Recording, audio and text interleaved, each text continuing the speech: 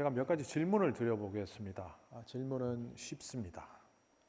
의사가 환자를 치료하는 것은 환자를 고치기 위함입니까? 아니면 의사가 그것을 통해서 돈을 벌기 위함입니까? 두 번째 질문 들어갑니다. 정치인은 국민을 이롭게 하기 위해서 정치를 합니까? 아니면 자신이 정치인으로 성공하고 다음 선거에 또 선출되기 위함입니까? 대답하셔도 됩니다. 우리가 알고 있는 답은 환자를 고치기 위해서 의술을 펼치고 국민을 이롭게 하기 위하여 정치를 합니다만 또 다른 대답들이 있을 수 있겠죠. 또 하나 우리에게 직접적인 연결이 되는 질문 하나 할까요?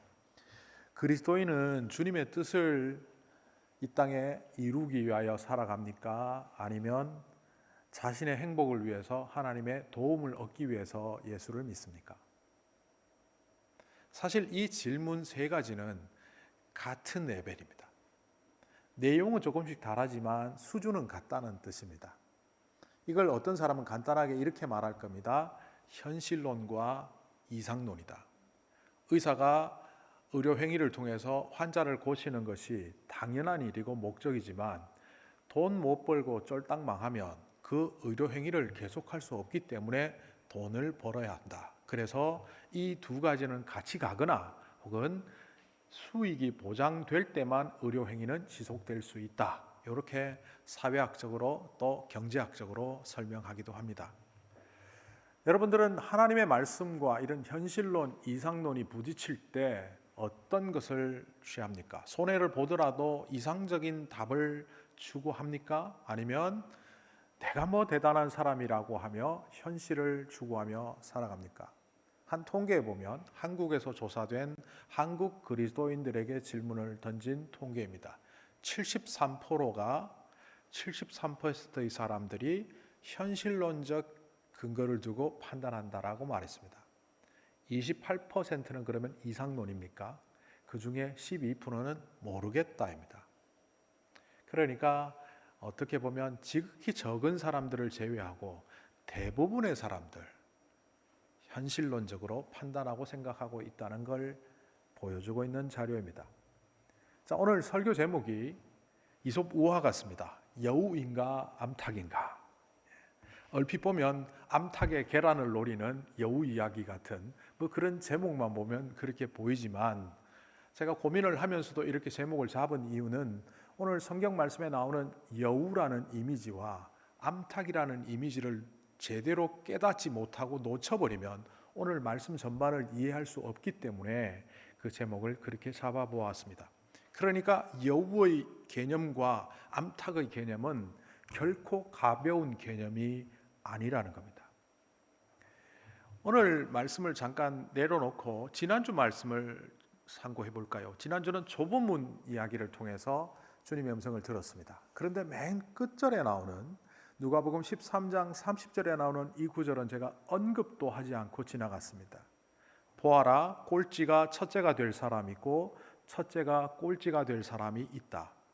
예전 번역으로 하면 보라, 나중된 자로 먼저 될 자가 있고 먼저 된 자로 나중될 자가 있느니라 하시더라.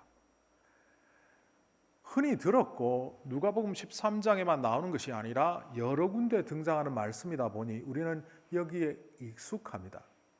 사실 이 이야기는 어떻게 보면 주님께서 말씀하시는 아주 중요한 척도를 보여주는 이야기인데도 불구하고 우리는 단순히 나는 알고 있어, 그렇지만 제대로 이해하지 못한 채 지나가는 경우들이 비일비재합니다. 여러분들은 어떻습니까? 첫째가 꼴찌가 되고 꼴찌가 첫째가 된답니다. 이렇게 순위의 역전이 일어나는 자리가 어떤 자리일까요? 그런데 이 문제는 순위의 문제가 아니고 이 말씀은 가치의 문제입니다.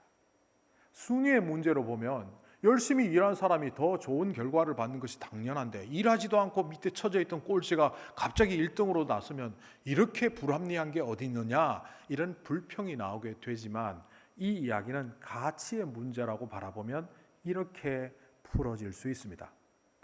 약삭빠르게 자신의 이익을 추구하며 살아가는 사람은 오히려 손해를 보고 타인을 위해서 자신의 것을 주며 손해보는 바보 같은 인생을 사는 꼴지 같은 사람은 오히려 복을 받는다.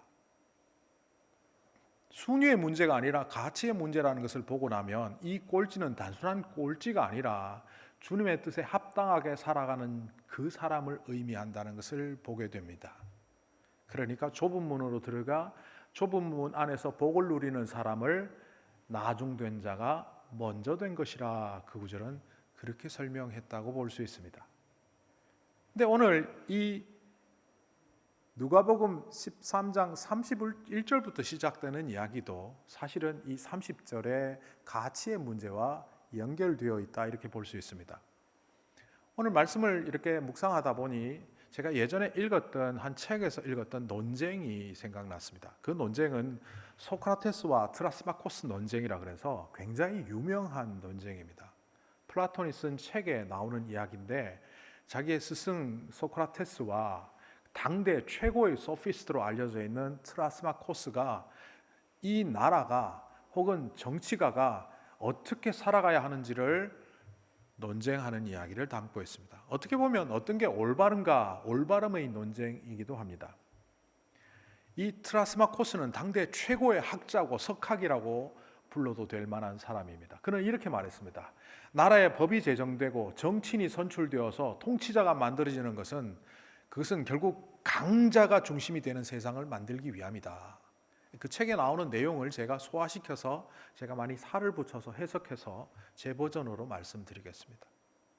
법을 제정할 때 그 법을 통해서 수많은 약자를 도우라고 법을 만드는 것이 아니라 결국 그 법은 강자들, 나라를 다스리는 통치자들, 기득권자들에게 이익이 가도록 법이 만들어진다. 그러니 약자들은 이 법을 잘 따르지 못해서 낙오가 되거나 낙오되지 않으려고 하다가 범법자가 되어서 범죄자가 되거나 그렇게 된다. 그러니 세상 사람들아 너희들 모두 강자가 되라. 뭐 이런 얘기입니다.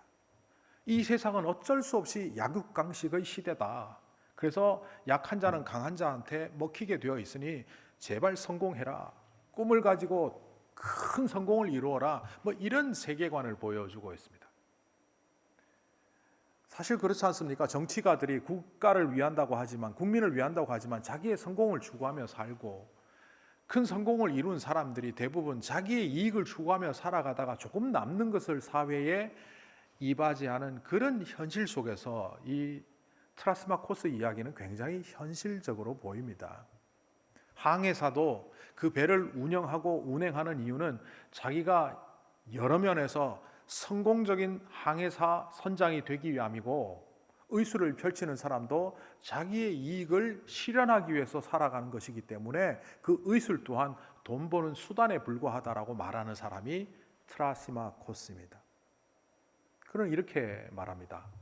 양치기가 양을 왜 칩니까? 이게 트라시마코스 이야기입니다. 저도 거기에 설득당할 뻔했습니다. 양치기는 양을 위해서 양을 치지 않습니다. 양을 통해서 자신의 이익을 실현하기 위해서. 그 유명한 소크라테스, 한국에서는 테스형이라고 불리는 이 소크라테스는 거기에 반론을 제기합니다. 강자가 만들어진 세상, 그 강자가 정치인이 되고 그 또 의사가 강자가 되고 항해사가 강자가 되는 세상에서 그들은 자기의 이익을 실현한다고 살아가지만 제대로 된 정치가는, 제대로 된 입법가는 제대로 된 법을 만들고 제대로 된 정치를 하고 제대로 된 항해를 하고 제대로 된 의술을 펼치면 그것을 통하여 사람을 살리고 사람을 구하고 결국 많은 사람들에게 혜택이 가는 완벽한 법과 정치를 하게 된다. 그러니 강자는 결국 최대한으로 자기의 능력을 발휘할 때 결국은 약자를 보호하는 자가 되지 않느냐. 이 논쟁에 누가 이겼던 것 같습니까? 고대 그리스에서는 말자랑 대회가 있었거든요. 아크로폴리스에서 모여서 서로 논쟁을 해서 군중들이 박수를 치고 저 사람이 옳다 그러다 했는데 이 트라스마코스보다 소크라테스가 그 논쟁에서 이겼다고 합니다. 여기서부터 제 상상력입니다. 박수치고 야 소크라테스 말 잘한다 하고 돌아서던 그리스 군중들이 두세 명씩 이런 말을 하고 갔을 것 같습니다. 소크라테스가 논쟁에서는 이겼지만 현실은 트라시마코스가 맞지 않아? 어디 의사들이 의술을 사람을 살리기 위해서 해. 지 돈 벌려고 하지. 정치가들이, 항해사가 다 자기 잘 먹고 잘 살려고 하지. 심지어 목사들도, 종교가들도 다 자기 성공을 위해서 하지. 무슨 신의 영광을 위해서 살아. 말은 소크라테스가 맞지만 실제적으로는 트라스마코스가 맞지 않을까? 이러고 갔을 것 같습니다. 이거는 책에 없는 제 상상력입니다. 저는 그 책을 떠올리면서 플라톤의 국가라는 책인데요. 거기에서 저는 그런 생각을 했습니다. 이름에 걸맞게 살아가기만 한다면, 지난주에 거창고등학교 이야기하면서 졸업생들이 자기들이 어떤 사람으로 살기를 원하는지 학교에서 배운 것을 적용한 것이 결국은 이름에 걸맞게였죠. 선생이 선생답게, 의사가 의사답게, 항해사는 항해사답게. 이름에 걸맞게만 살아간다면 문제가 해결이 될 텐데, 그것이 소크라테스의 말인데 사실 사람들이 이름에 걸맞게 살아가는가?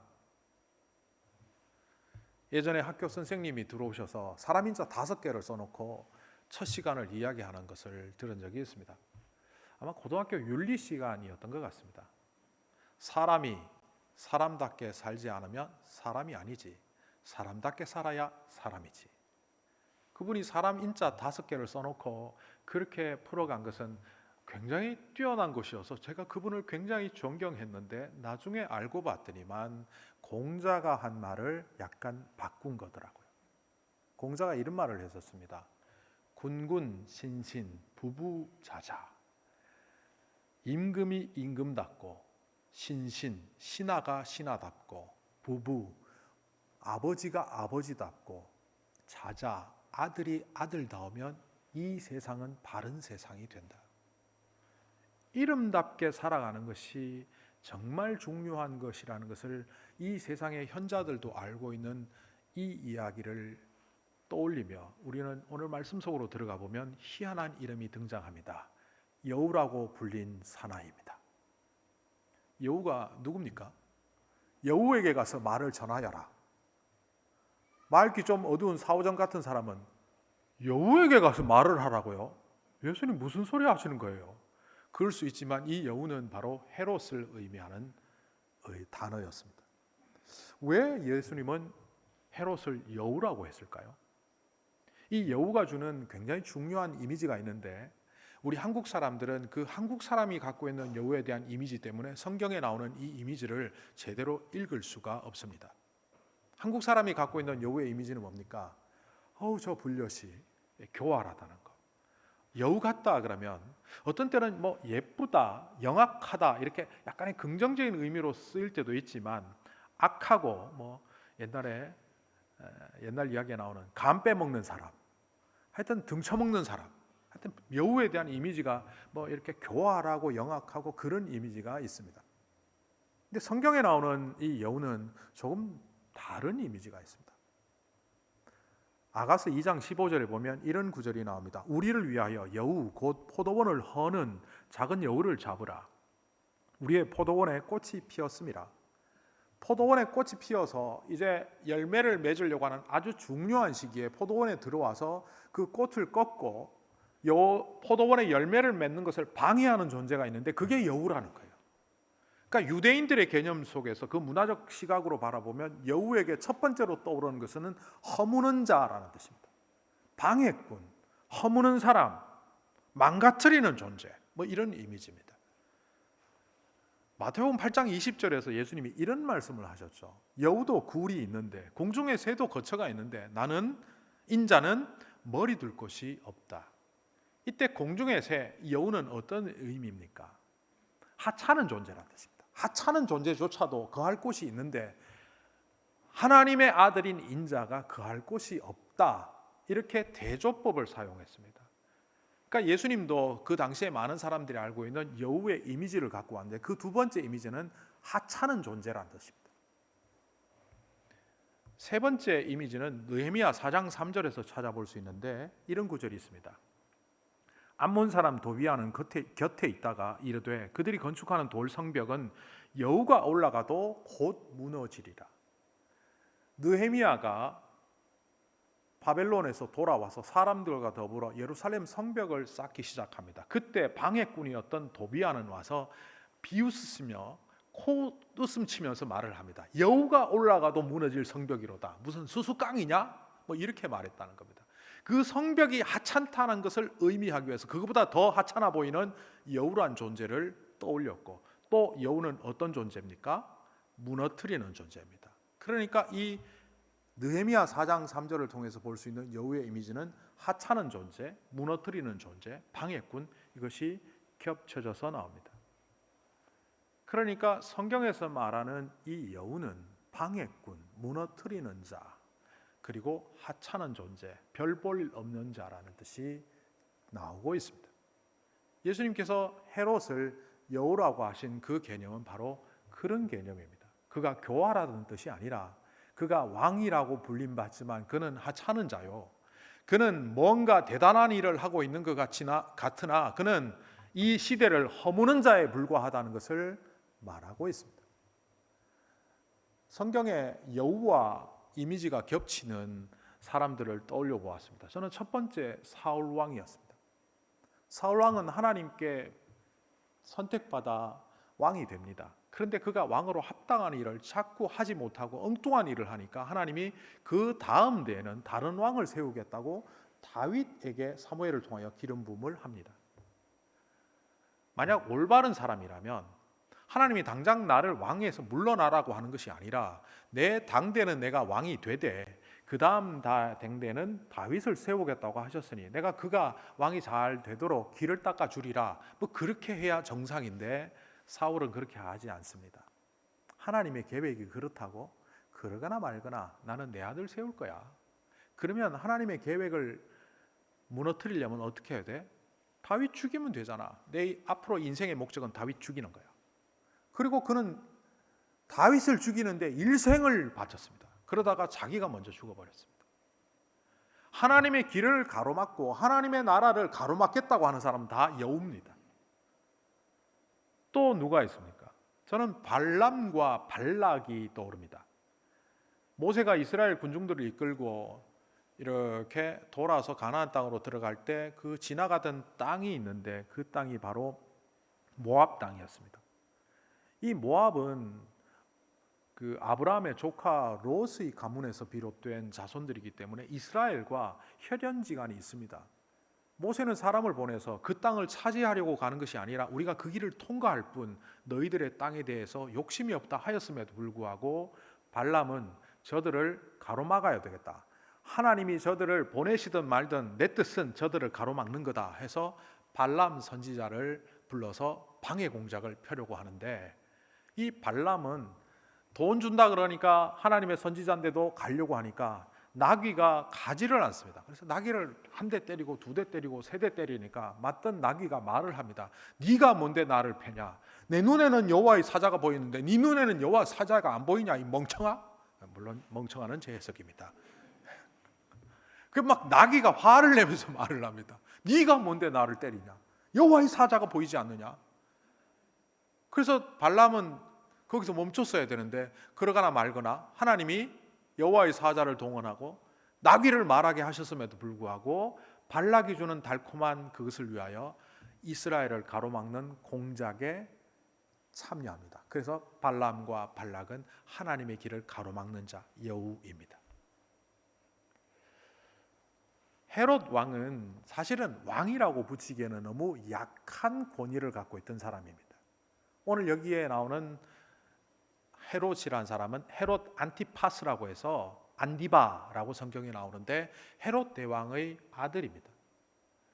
헤롯 대왕은 로마로부터 지위를 부여받고 나라를 통치했는데 예수님이 태어나던 그 시절에 메시아가 태어났다는 소식을 동방박사로 통해서 듣게 되고 동방박사가 그냥 가버리니까 그 지역에 있는 2살 아래 아이들을 전부 몰살시키는 사륙전쟁을 일으켰던 그 헤롯 대왕이 이 사람의 아버지입니다. 왕권을 지키기 위해서는 수단과 방법을 가리지 않는 아버지 밑에 아들인데 자신이 왕이 되었을 때는 나라가 3개로 조각이 났고 그 중에 하나를 받아서 오히려 더 불안해진 겁니다. 게다가 이 사람은 이둠의 사람, 에돔 사람입니다.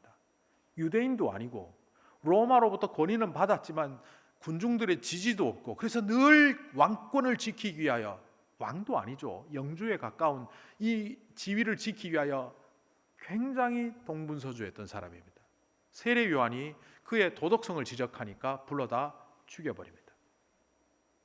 그런 눈에 예수님이 어떻게 보입니까? 하나님이 보내신 사람, 이적을 행하고 하나님 나라를 선포한 사람이 아니라 그 여호와의 눈에는 오로지 자신의 왕권을 위협하는 존재로만 보였던 겁니다.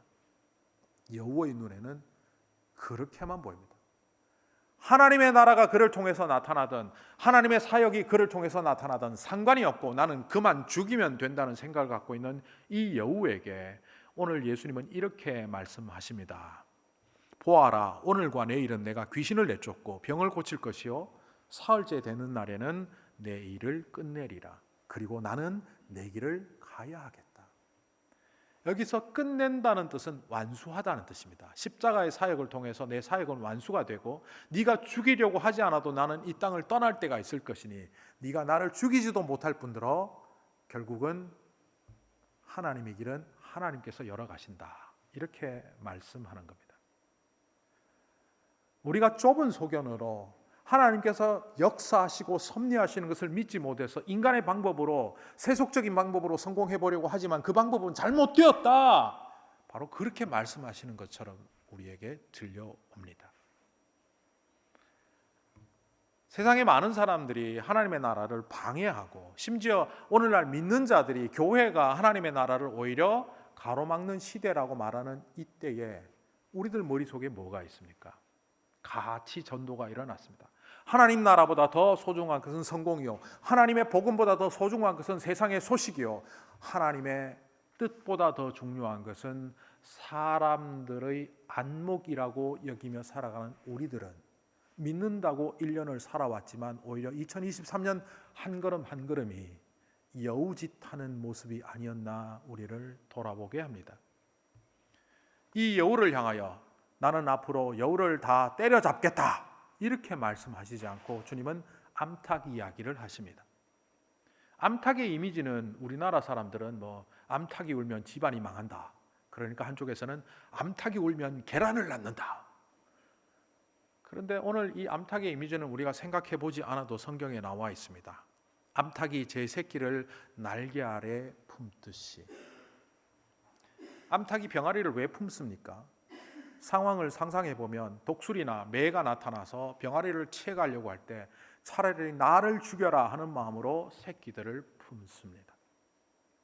새끼들이 부화되기 전에는 밑에 털이 다 빠지는 한이 있더라도 내 열기로 너를 품어서 계란에서 병아리로 만들겠다는, 생명을 낳겠다는 헌신적인 태도로 계란을 품습니다.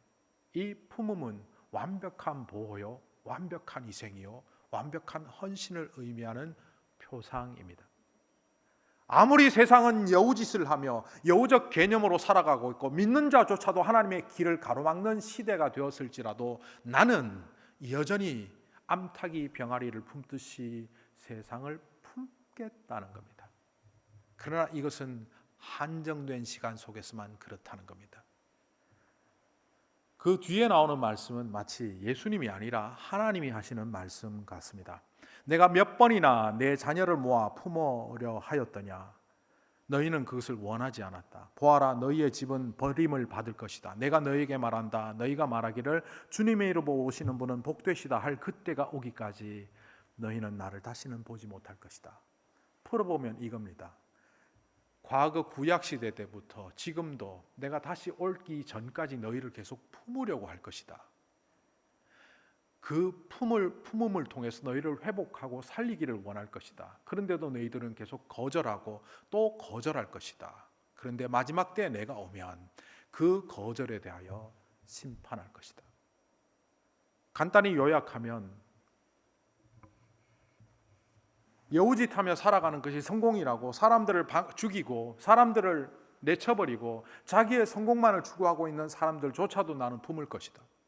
그러나 그것이 기한이 되면 받아들이지 않고 계속 나를 물리치며 나간다면 심판받을 것이다. 그런 의미로 말씀하신 것입니다. 주님께서 우리를 품으시는 동작을 한번 상상해 보십시오. 저는 이렇게 생각해 보았습니다. 앞에 한 소피스트는 양치기가 자기의 이익을 위해서 양을 치지 양을 위해서 양을 치는 것이 아니다라고 말했지만 예수님은 정반대의 이야기를 하시지 않았습니까? 사꾼들은 자기의 삭슬 위하여 양을 치니까 목숨을 내어놓지 못하지만 나는 참 목자라 양을 위하여 내 목숨을 주노라. 세상 어디에 양을 위해서 자신의 목숨을 바치는 목자가 있겠습니까? 그런데 주님은 그렇게 하시겠답니다. 죽으면서도 매의 부리에 독수리의 부리에 쪼여 자신의 생명을 잃더라도 병아리를 품는 암탉처럼 그렇게 우리를 품으시겠다는 그 주님 앞에 우리는 여전히 해 아래 뭐 특별한 것이 있겠습니까? 해 아래 새 것이 뭐가 있겠습니까? 뭐 믿어도 안 믿어도 다 현실주의적으로 살아가야죠. 먹고 살기 위해서는. 그때 우리 바울을 통하여 주님은 이렇게 우리에게 말씀하셨죠. 해 아래 새 것이 없다. 그러나 누구든지 그리스도 예수 안에 있으면 새로운 피조물이라.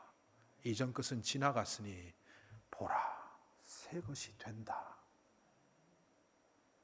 우리는 주님이 원하시는 나라에 살기를 원합니다. 그래서 우리의 이름은 베드로전서 2장 9절에 이렇게 붙여놓았습니다. 너희는 하나님의 택하신 족속, 하나님의 소유된 백성, 왕같은 제사장, 거룩한 나라.